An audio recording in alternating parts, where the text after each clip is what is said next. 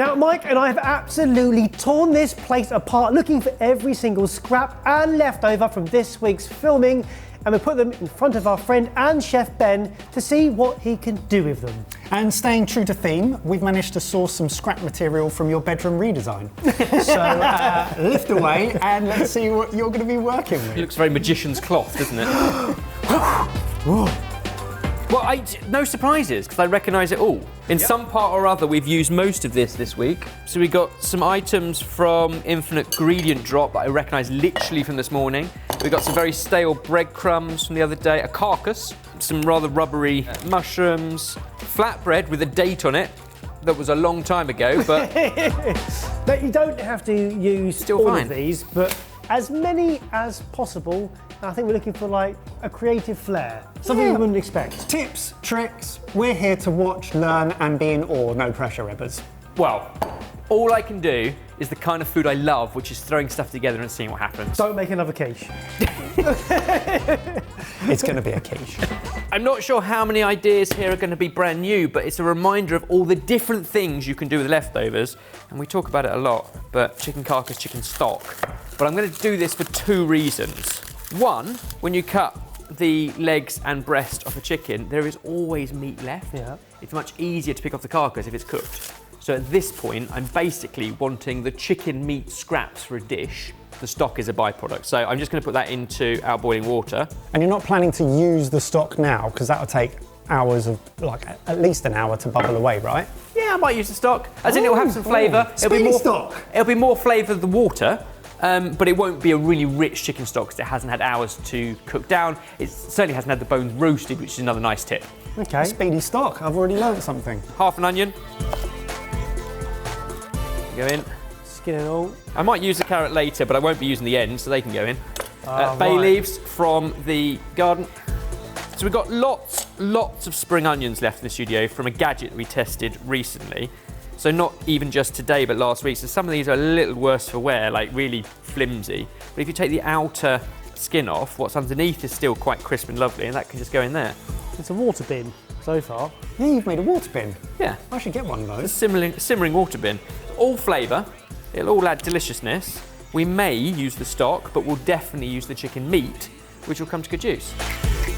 That's doing its thing. Lid on. Ugh. I've also got these potatoes that we didn't use and passed it on the other day. Now they will keep a long time, so we could keep those in the fridge, but I want to use this as a base for all the things we definitely can't keep.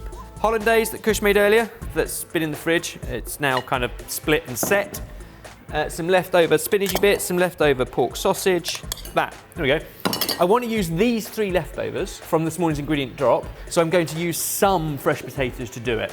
Right. But I want to boil them, and I've just realised I've got boiling water going on here, so I'm going to cook them in the chicken stock, and we'll fish them out later. Okay. So in that chicken stock, you're going to fish some potatoes out and some chicken meat out later on. Yeah. And what's left is tasty. You're fishing for your food, okay? Right. We'll take the sausage and we'll just chop it up. So smoked sausage. This has got some sweet potato, some spinach, and some bacon.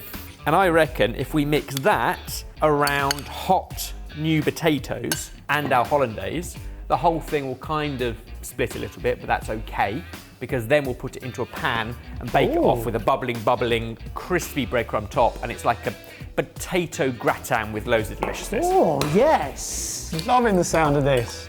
So it's a potato salad meets dauphinoise meets gratin. Yeah, sure. Kind of. What I'm getting is meat, veg. He stuck a whole bowl in the blooming stock now. Well, it's hollandaise. It's hollandaise. You'd normally keep it in a warm place so it doesn't boil or scramble the eggs. What I'm learning from this is... Or set the butter. Get a pan of boiling water and throw everything in it. Literally everything in it. Well, it says boiling multiple pans, right? Oh, yeah. Right, where's your brain going to next? So you got yourself a side. Mushrooms. I would say the gratin is like a full-blown meal. It's got bacon in it, it's got sausage in it, it's got potatoes, it's got veggies, it's got a delicious sauce. I'm also going to use these mushrooms with some cream, cook it in some chicken stock, blend it up into a soup. Mushroom soup, cream of mushroom soup, cream of mushroom soup. And actually that's where we'll use the chicken picked pieces on top of the chicken soup, And these gnocchi mushrooms, which are really, really dry around the edges, we'll do something like that as a nice mushroom garnish. So a pickled mushroom and chicken garnish on top of a mushroom cream dill soup. His brain is working well considering we've been filming all week. I've clocked off now. In fact, do you want a beer? Yeah, why not? So Emma, can we get you a drink? Glass of wine? I shouldn't really. Yeah, go on then. A small one? PT watching, but yeah, what do you like? I get passive-aggressive likes on Instagram for my PT. Every time I photograph food. You actually have a real Janice. Yeah. They're not passive-aggressive. That's unfair. Bless him. Right. Bless him, he's got his work cut out. This is the one game or challenge I think we do at Sorted that I do at home regularly. Hayden look in the fridge and go, oh, we've got nothing. It's just scraps and leftovers. I go, there's an idea here somewhere. And I take great pride in making something out of nothing. Yeah. And I think that's the difference. There was a thing going around on social media. Well, are you an ingredient household or a meal? A meal, yeah. So, like you look in the fridge and it's full of stuff, but you can't eat any of it because you haven't turned it into things. Thank you. I've got a fail-safe leftover component.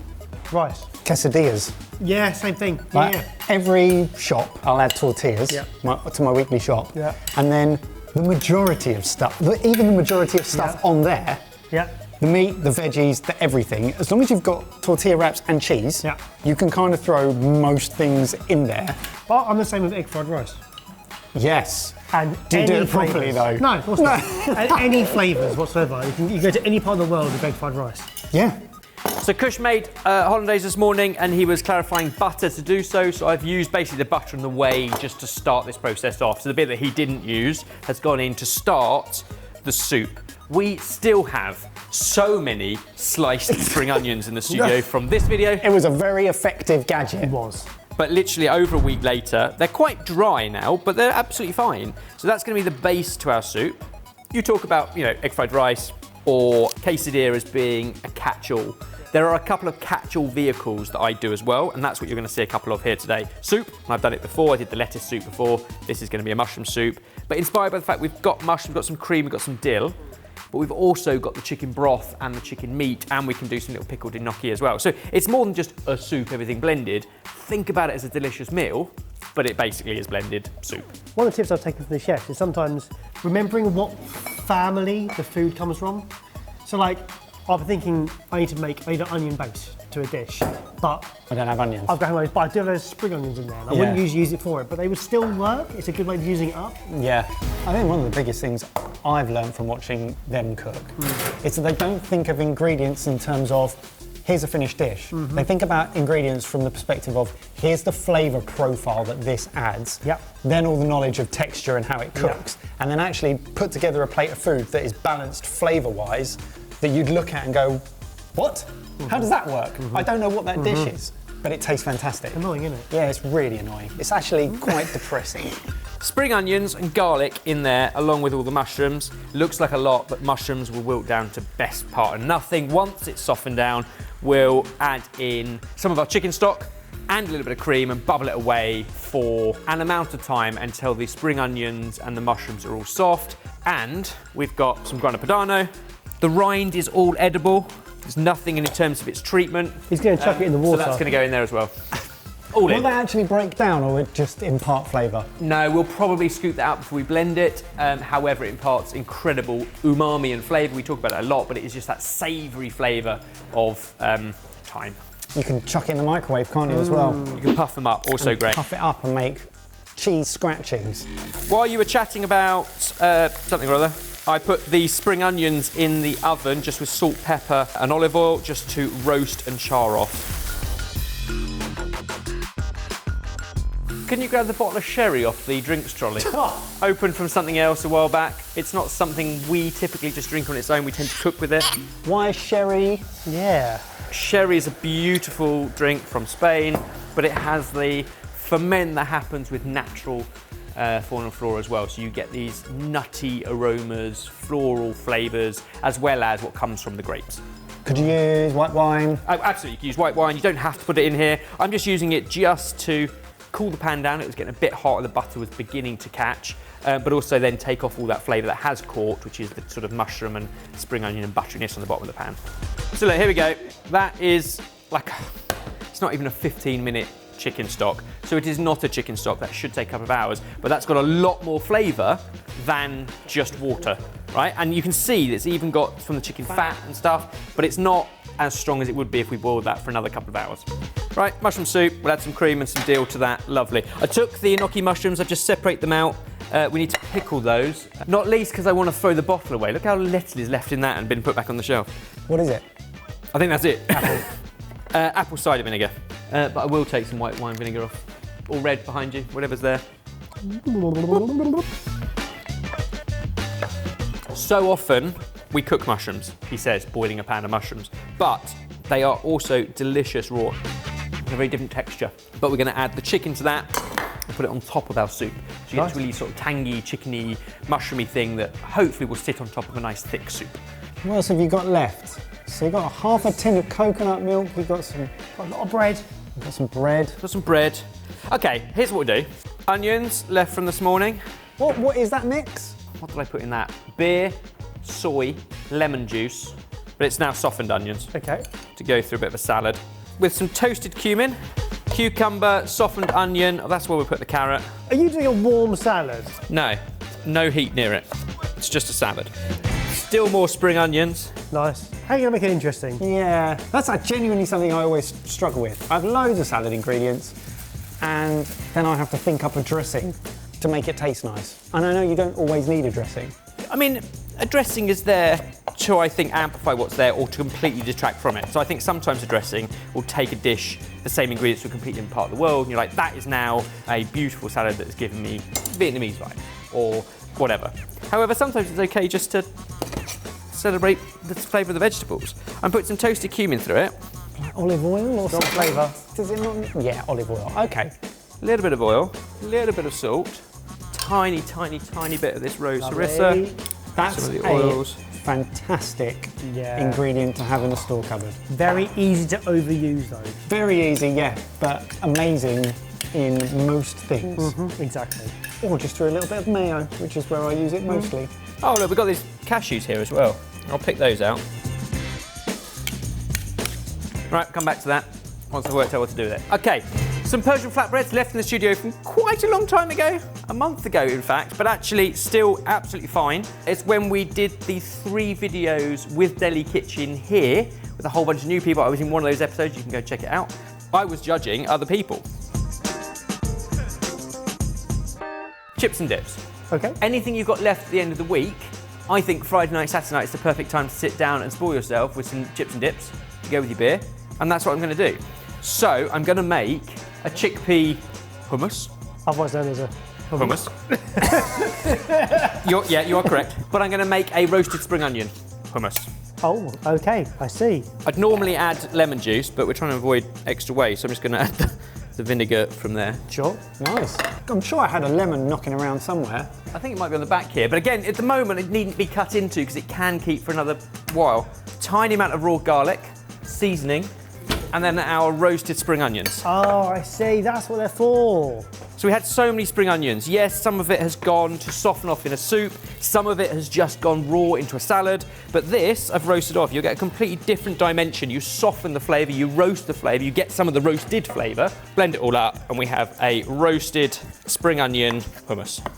Isn't it amazing how roasting some spring onions make them look so delicious? Cool. Oil, salt, pepper, that's it.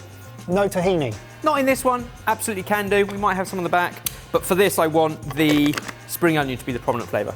And I guess you want to use what you've got, not have to implement tons of other stuff. Now, if you'd have put raw spring onions into this, it would be too fiery, too much. Soften them and roast them. How's that tasting? Yeah, good. I deliberately haven't blended all of the texture out of the spring onions. You got yourself a hummus bowl there. The makings of a hummus bowl, a salad, a broth, Base of a mushroom soup. which we can now go in with cream and the dill. Nice. We'll soften in that and we'll blend it all up.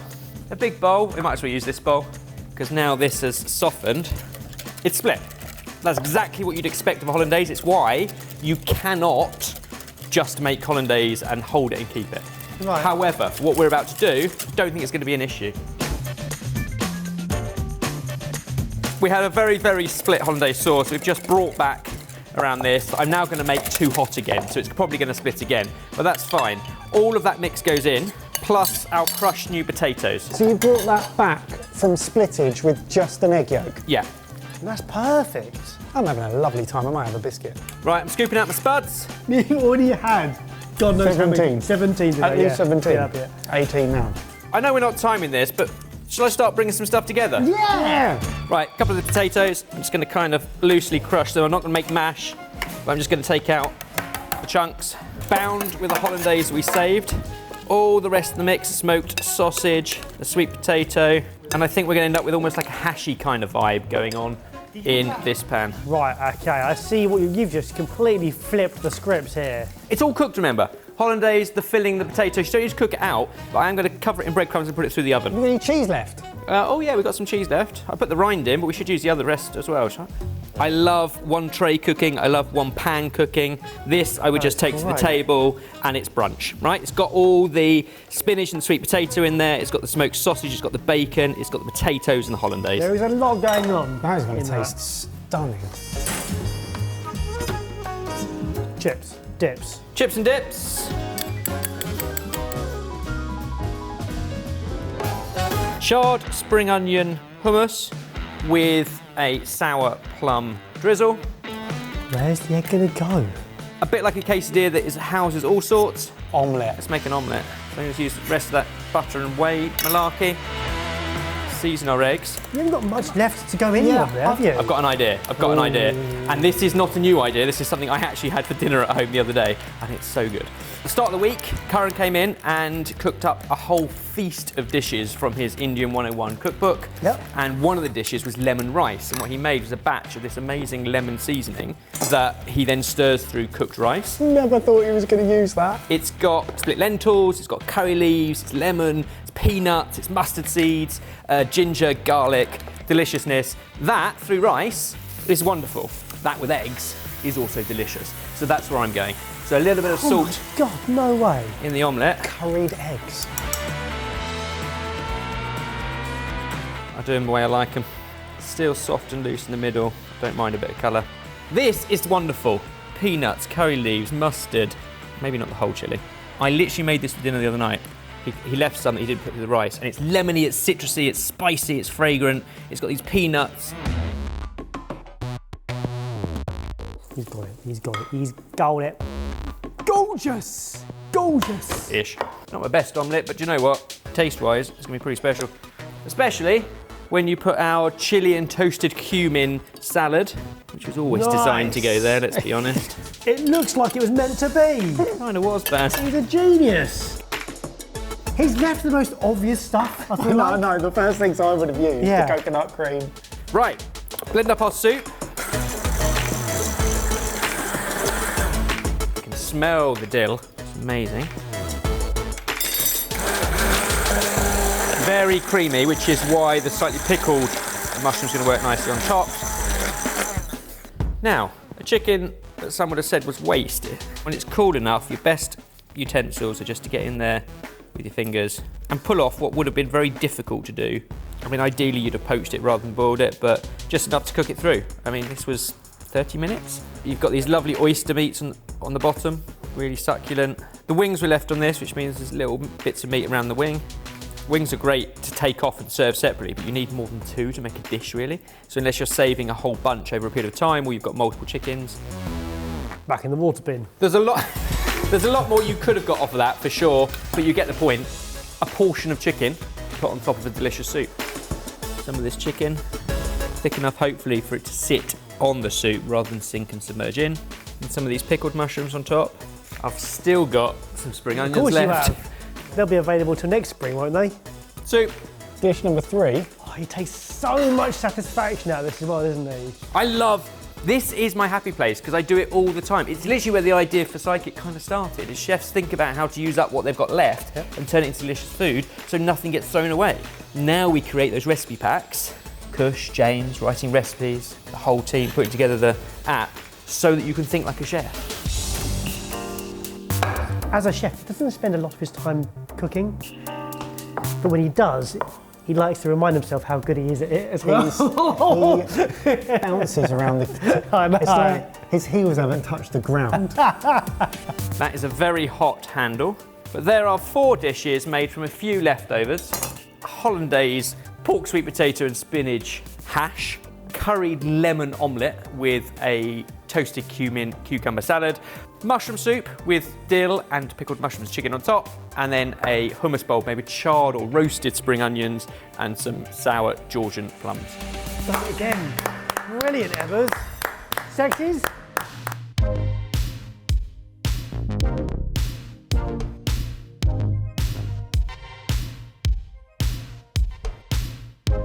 I'm going straight Yeah, in. it's on calling this. me. It's so dense. Hollandaise hash.